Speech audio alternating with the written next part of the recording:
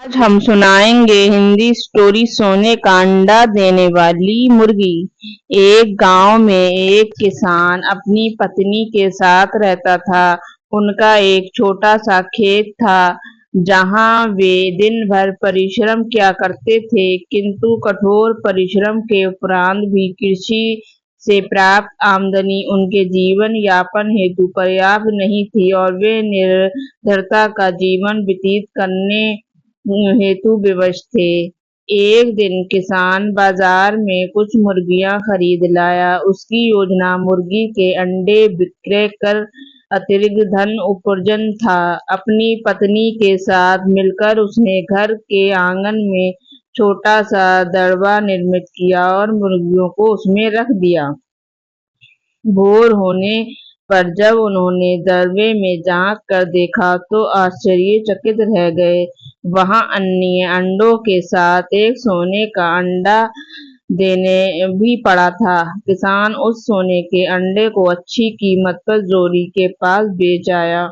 अगले दिन फिर उन्होंने दबके में सोने का अंडा पाया। किसान और उसकी पत्नी समझ गए कि उनके द्वारा पाली जा रही मुर्गियों में से एक मुर्गी अद्भुत है, वो सोने का अंडा देती है।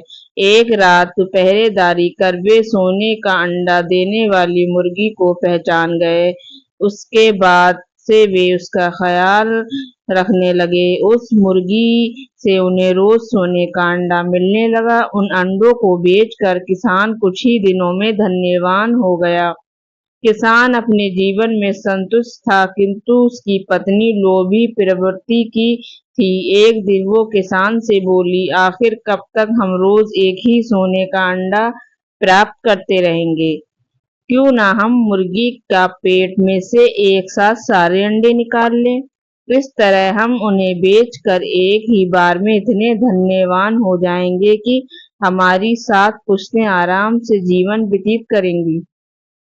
पत्नी की बात सुनकर किसान के मन में भी लोभ भर आया। उसने मुर्गी को मारकर उसके पेट में से एक साथ सारे अंडे निकाल लेने का मन बना लिया।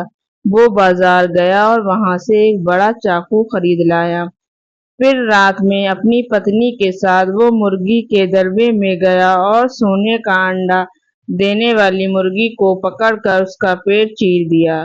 किंतु मुर्गी भीतर से सामान्य मुर्गी की तरह ही थी। उसके पेट में सोने के अंडे नहीं थे। किसान और उसकी पत्नी अपनी गलती पर पछताने लगे।